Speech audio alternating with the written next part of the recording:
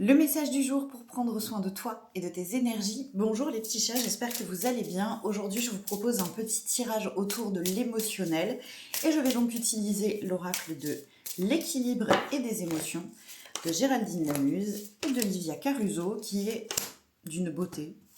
Vous allez voir par vous-même. Carte 1, carte 2, carte 3. Laisse-toi appeler et moi je te donne le message. Tu as fait ton choix?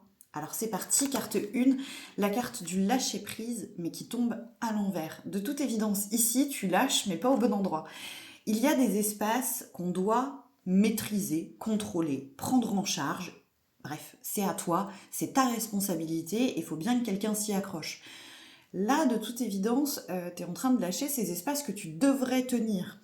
Alors ça peut être tenir un engagement, ça peut être tenir une posture qui t'est utile, maintenir tes efforts dans un espace où c'est peut-être un petit peu dur, mais c'est surtout pas le moment de lâcher et de faire la planche, parce que ça risque de te porter plus préjudice qu'autre chose.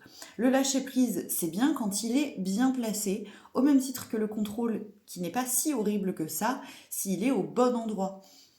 Si je viens vous voir avec la tête en vrac, je ne vais pas avoir une belle estime de moi, par exemple. Carte numéro 2, créativité. Il est temps de jouer à créer, de jouer avec ce que tu fais, avec ce que tu crées. J'ai beaucoup de joie associée à cette carte, ça remonte, ça réchauffe tout au long de la colonne énergétique, c'est très très joli. Donc si tu sens des élans créatifs te traverser ou si tu hésites à te mettre à fond dans un projet, de toute évidence, cette petite carte, elle est clairement en train de t'encourager. Alors, va nous créer des belles choses, va offrir au monde ce que tu as de plus beau à offrir, s'il te plaît, fais-nous ce cadeau. Enfin, dernière carte, elle est un peu moins chouette, mais c'est l'aveu d'impuissance. Et ouais, il y a des fois où tu peux rien y faire. Les gens sont tristes et tu peux pas les consoler. La situation est compliquée, mais t'as pas de levier pour agir, et c'est terriblement inconfortable, mais le plus simple, c'est quand même de le reconnaître, parce que sinon, tu risques de te fatiguer à essayer de faire bouger des trucs qui t'appartiennent pas.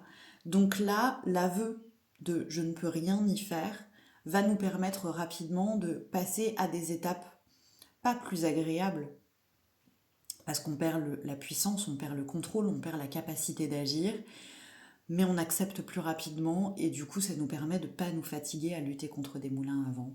Alors je t'envoie plein de douceur parce que c'est pas du tout facile comme étape, mais il vaut mieux le reconnaître de suite.